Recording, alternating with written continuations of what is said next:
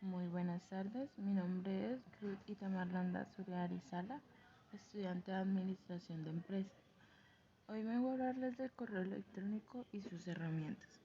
El correo electrónico es el servicio que nos permite enviar y recibir mensajes a cualquier persona que esté conectada a una red de Internet y que tenga un usuario en el mismo.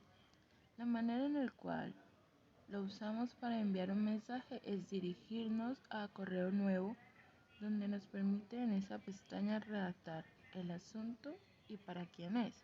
Nos permite ingresar videos, archivos e imágenes.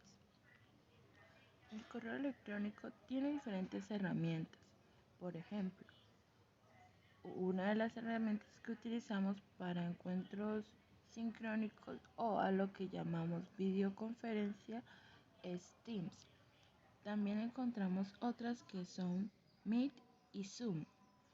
Estas nos permiten tener el control de la llamada, a qué nos referimos, a silenciar, ingresar, etc.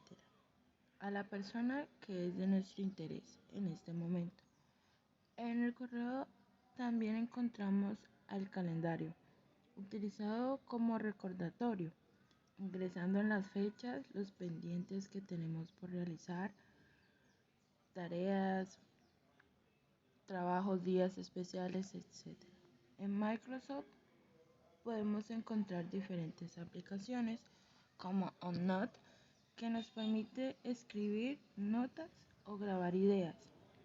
Sway, donde podemos realizar presentaciones interactivas. OneDrive es el servicio en la nube que nos permite almacenar diferentes archivos. En Gmail lo podemos encontrar como Google Drive. Otras herramientas que encontramos en Gmail es para hacer presentaciones, así como Sway. Esas nos permiten hacer presentaciones interactivas. Estos son algunos de los servicios que nos permite el correo electrónico. Muchas gracias.